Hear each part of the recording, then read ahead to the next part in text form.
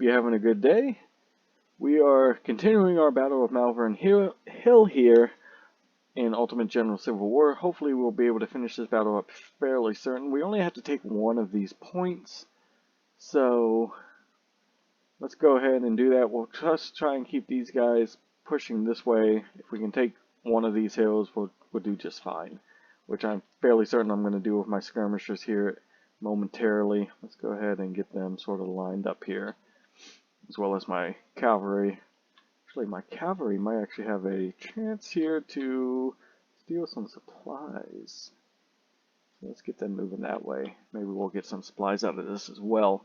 So let's go ahead and continue the battle.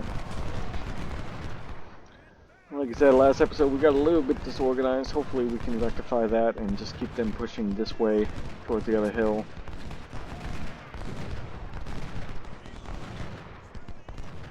Yeah, I was hoping to get those supplies, but it doesn't look like we're going to be able to get in there. We did this wide sweep with our skirmisher units that we broke off, which is, I think, is going to win us the battle here, because I don't see... We're sort of pushing them this way. I know there's a few skirmisher units making their way through these woods, but I'm not too worried about them at the moment. I'm actually mostly worried about, at this point, capturing those supplies, because that'll actually be a big boost for us. Move up these guns. I'm beginning to wonder, with all the casualties we're taking, if I wouldn't have been better putting some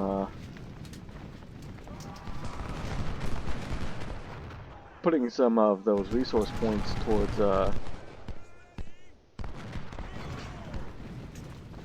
medicine. Sorry. Thinking and talking at the same time. Not my strong suit. Alright, we did take this hill. I don't know if we're going to have many opportunities to get those supplies. It would be nice, but I don't think we're going to. Alright, let's keep moving forward though. Let's get these guys into the woods here. I'm not sure whether or not the computer will send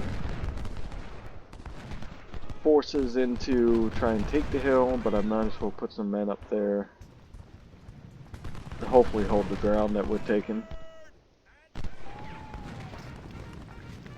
We have definitely taken a fair amount of casualties, including some of my more veteran units. World Eaters have been, actually, honestly, fair enough. 300 casualties here, 400 there. Probably should retreat the World Eaters now that I've moved them up slightly, although they're right there next to the guns. See if we can't get them in, get a shot off, take out that gun battery. Yeah, let's retreat them.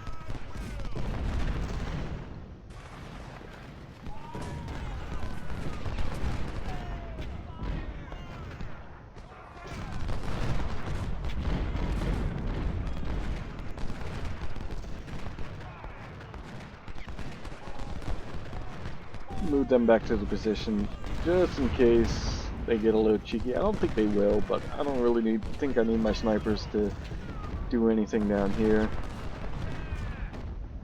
They're guarded by that cavalry. You know what? Let's just give this a shot.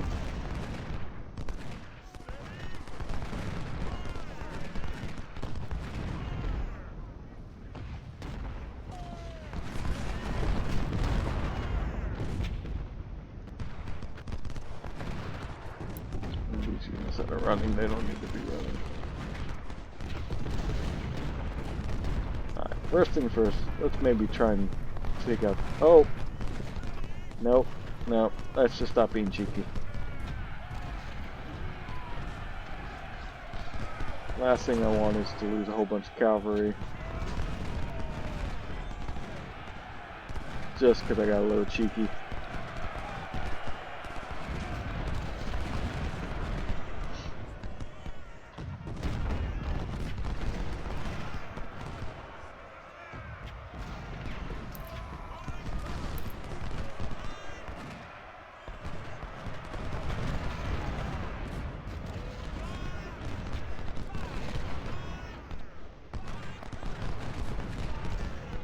think some of my units actually that are a little lower in manpower actually from the skirmisher units.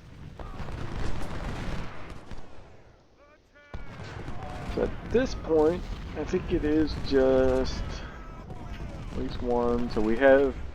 So I don't really want to push too hard with my army. They've lost 28%. They've lost 13, but at this point we've won the battle. I don't see any point to really push and cause my casualties to go up over 55%. Because yeah, if I do that, then I will actually have to take East Malvern Hill.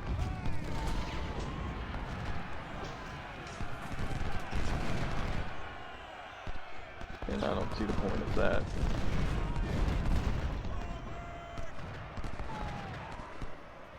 Although, there may be opportunities to do that regardless.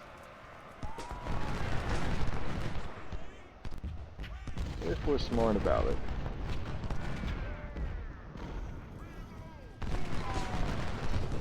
Or at least put us in position, if we screw up, to be in position to take the hill.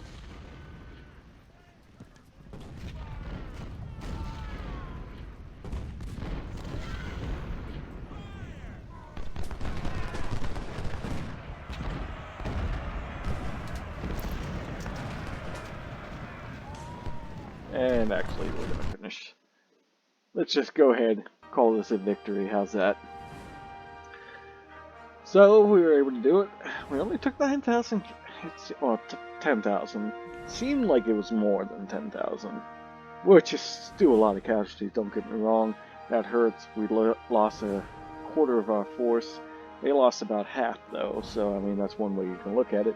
We also only lost 7 men out of our guns. We actually didn't even lose an entire gun unit. Although we did take some officers' casualties, mostly just wounded. We actually only took one colonel dead. That's it. So actually, I'll take that. That's not too bad. Captured a lot of Enfield rifles. This is going to help. Rescued pretty much an entire unit's worth of Springfields. Some Palmettos, Harper's Ferries. Some 1855s, which is definitely going to help. We're definitely going to want to start equipping some of our better units with better weapons. Alright, so let's go ahead and we're going to just do that really quick, seeing as we didn't really need probably to end that last episode when we did, but I was just worried about us getting a little long. I wasn't sure how much longer that battle was going to take, so we'll just spend the rest of this episode just filling in the army, getting ready for, I believe it's what, Antietam, right? Oh, second Bull Run, then Antietam, that's right. So, we'll do just that. We also, my general got promoted. And as I said, we always focus on infantry. Always, always, always. So let's go ahead and put our veterans in. It's going to actually, let's go ahead. We're getting 2 career points, so let's go ahead. Let's allocate them to training. I don't think we really need army organization yet, although the, max brigade size. We probably are going to want to do that before second Bull Run. Yeah. So yeah, we'll go ahead and do veterans. That way our veteran cost is a little less, even though we're not going to have to equip too many veterans, but it's just going to help a little bit in the long run. So yeah, 23,000 either way. Yes, sir. Iron Warriors won't take as nearly as much money to equip them with veterans, and they earn their second status. Which, what did I do with them? Marksman. I do like to vary it up just a little bit. So we'll do marksman for the Iron Warriors, and then the World Eaters will do firearms course. And veteran as well. Okay. Everybody's veteraned out. We are going to have to make these guys veterans, though. So these ones will give assault course. because it's only my 1st Brigade that I will give either firearms or marksman. Everybody else would do our assault course, just in case they get into melee combat. They're more likely than my veterans to. So we're going to go ahead and put as many rookies in as we can without losing that. It's only 25 men, but every little bit helps. Save a little bit of money. And then, of course, yeah, rookies for everybody else now. And actually, because...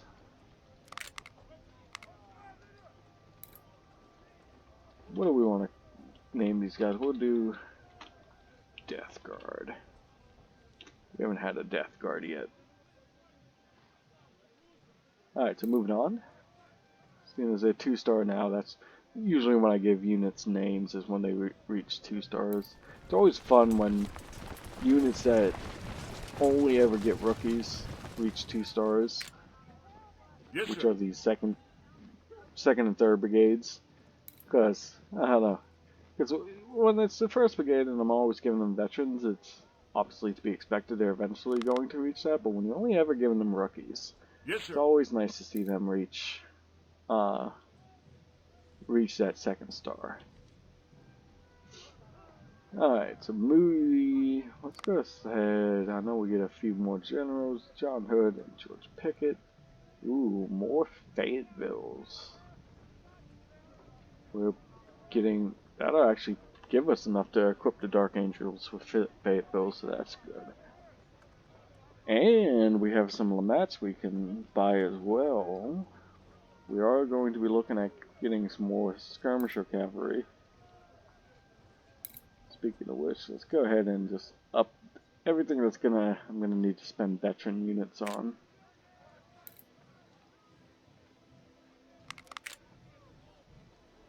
Okay, make them veteran as well. And I know we lost men out of some of these gun batteries, but nobody from my 1st division.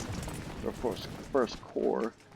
And let's go ahead. I had to take some of my money out last time. Make these guys 15.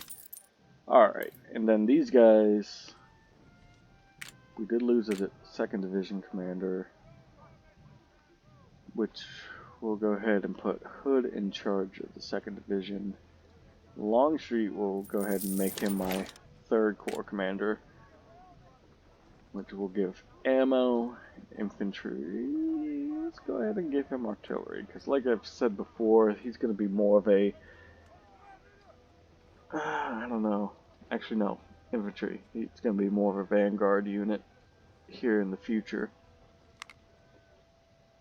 But we're not going to be filling out his division just yet. So we're going to keep these guys. Oh wait, well, no. Not yet. Not yet. Go ahead and put, actually, we'll put Pickett in charge here. And we'll move that colonel to this location. Okay.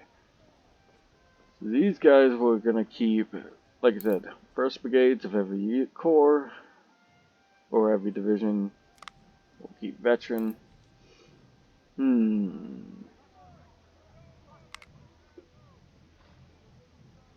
I'm almost tempted to buy some of these generals, but I know I shouldn't. We only have lieutenant colonels, which is, I guess, fine for these. We're actually, they lost a lot of men. I don't know if I want to spend all that money for veterans for that many men. So we'll put them up to 1750. Everybody else we'll put up to 2000.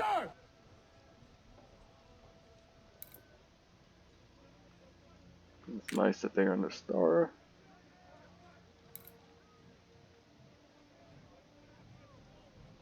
Once I start filling out my 3rd Corps, that's when this Corps will be 1750 unit size. But that won't, like I said, be until I start filling out a 3rd Corps. Again, just to help prevent scaling.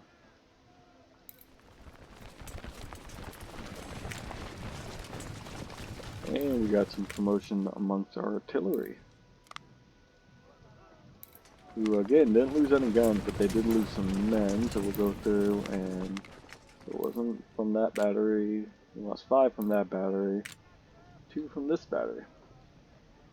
And that's that. So our army is completely filled out again.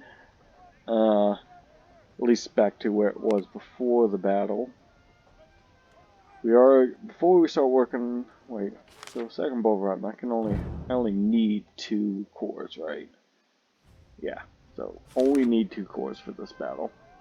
So we will go ahead and fill out these cores when we get opportunities, which actually, we're going to go ahead and just start doing that. So we are actually going to move in.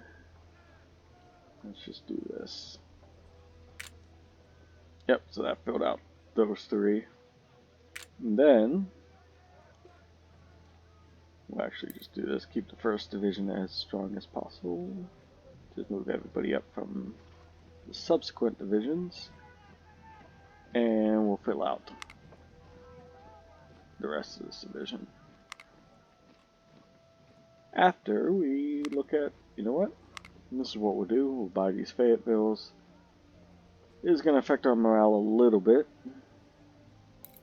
We'll give the Fayettevilles now that we finally have more than enough at this point to fill out to give to our allies. I think this might be one of the earliest times I've gotten Fayettevilles for the Confederacy. We'll give the Springfields to this division or brigade. So I want to spend the money. Weapon costs. You know what? Let's go ahead and do it.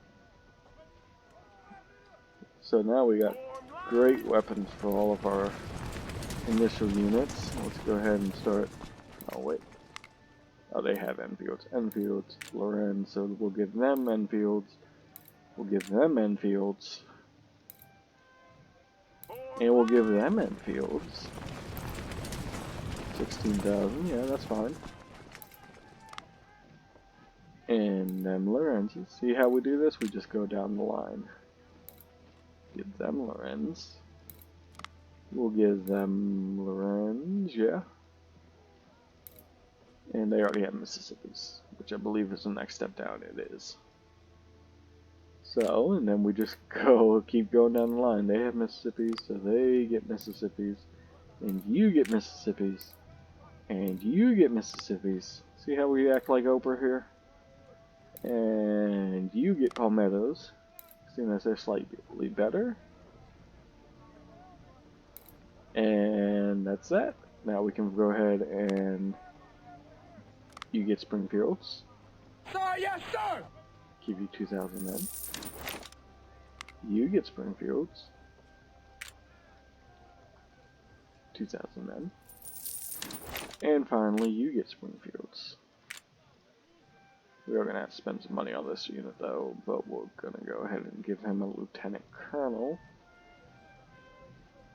5,000 isn't bad. And now we have 2 completely filled armies. I'm not too worried about giving them some cavalry or snipers just yet. We will. Let's go ahead and look at our weaponry. See if there's anything we could sell. Actually, there's really nothing we can sell. We could go ahead and just start buying some stuff with this 10,000, but I might just go ahead and play out these battles. We have Cedar Mountain and the Manassas Depot. Which Manassas Depot is interesting. We don't get as much from Manassas Depot, but it's actually, we don't use any of our units. If you actually start this battle, you'll see that you actually don't get to add any of your cores. You get to use all the computers units. So basically it's like free money.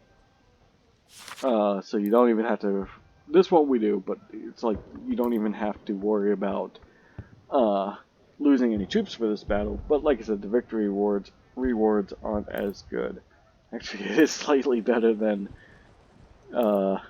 Cedar Mountain. Well, not so much in money. So more money, but less men.